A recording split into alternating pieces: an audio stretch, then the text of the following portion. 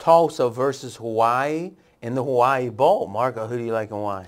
I'm going to take Tulsa plus the points. I think this is going to be a game where both teams are going to go up and down the field. But we talk about motivation so much in these bowl games, and this is a perfect example of one of these early bowls, lesser bowls where, dogs have a tendency to cover more because there's just not as much intensity in these early bowls as you have when you get later when the stakes are higher. So why would the dogs cover? Why would the dogs benefit from a lack of intensity? Lack of intensity, I always say, comes out more on the defensive end of a ball game and effort, and when you're getting points, and if you're the team that, let's face it, when you look, all these teams know that what the spread is on the game when these players play. They know they're not supposed to win, so they got a little bit more motivation than the team that's favored. Or is it that I think in the big games, like the BCS games, the dogs have a big advantage because of that we're going to prove them wrong factor. I think it's the other side of the coin when there's a dog in a lesser bowl, which is the favorite takes it for granted. I think it's more than the other team's just so motivated. It's a, hey, we're supposed to win this game, doesn't mean that much anyway. Because actually, if you look at the history, the early bowls are more dogs. The later bowls have a tendency to be more of the favorites until you get to those final couple, like you said, the big BCS bowls where, they are looking at that, you're number one, and I'm number two, but I want to prove they're wrong.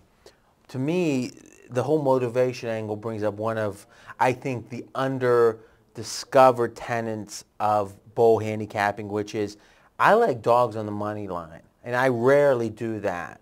But I've really seen, and I never like favorites on the money line. I think that there's polarized extreme results.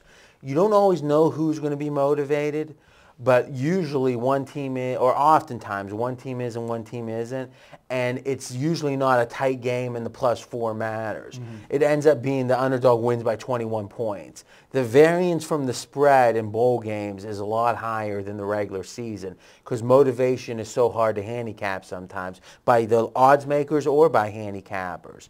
And you're throwing in, you're not dealing with a home field, and the bowls are neutral too, so you don't have an advantage there where you're going on public perception.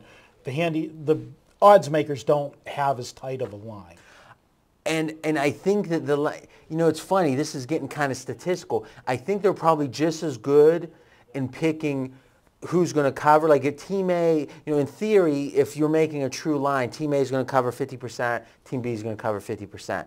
I think that Vegas is no worse off, close to 50-50 on both. I just think whatever side covers is oftentimes further away from the line. It's an extreme result. Mm-hmm. So it's almost like, I wish I had a board here. It's almost like if you had a line and you had a circle in the middle of it, and or if you had a line down the middle of it and you say everything on this side's Team A winning, everything on this side Team B's winning. In the regular season, a lot of the dots are going to be clustered right around the point spread, with 50% being on one side, 50 on the other. I think in the bowls, it's probably close to 50-50 on each side, but the dots are way down the line where his team covered by 30 points, right. and which means two things. Play money lines with the dogs often. Don't play money lines with the favorites because you're buying down points that probably won't matter. And don't play teasers because those points mean less. Yeah. Points mean less. And I might do a webcam and really break this down. Actually, I can have some paper and some dots and the whole thing. There you go. All right, so anything else on this game? Now, I'm going to look at this. Hawaii is a good ball club. I mean, they've played well this year. They finished the season on a 9-1 run. Their only loss to Boise, so no shame there. But this is a bowl they're in every year. It's not a great reward, for this Understood. team. That's what you said. We're going to go with the dog here. I think Tulsa's going to be happy to be here. They've got a good offense. This is a lot of points, and this line has come down. The Sharps jumped on this early. This line opened up 13.5, and it's down to 10.5. What's your projection? I've got actually Hawaii winning, but I got it 38-35. Take Tulsa plus the points. Tulsa's covered 8 of 9. Makes you like them, right? I think they're playing well. Hawaii's covered 13 of 16. So both these teams are exceeding expectations this year. And just to be clear, because we talked about this a little earlier with San Diego State playing in their home city, you look at that as a disadvantage, and it's driven by, as you said, motivation is, oh, we're not getting to go anywhere. Now, would you agree with the following? Usually a road trip to Hawaii is a real negative. They have a bigger home field typically because of the travel. Would you agree that during a bowl game when the opponent's able to come out earlier, and if anything, it's the polar opposite. Hawaii's disappointed, but Tulsa gets to spend, these guys get to spend a week in Hawaii. Would you say the home field is lessened because of the fact that they've have enough prep time to get there early, get acclimated to the time zone and the weather and the humidity and all that stuff? I agree with you on all of that. The other point that I'll say, though, on Hawaii, as opposed to the San Diego State game where I talked about, San Diego State doesn't go to a bowl every year, and when they got the bowl and then it ended up being in their home city, it's a disappointment. Hawaii's in this bowl almost every single year.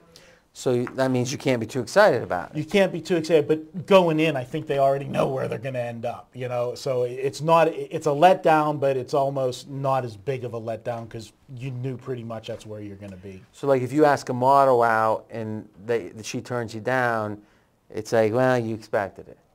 Well, I guess you'd be the one to know. I do travel in the circles of the models. Getting turned down?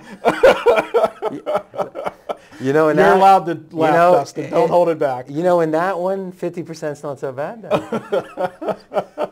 There's no juice.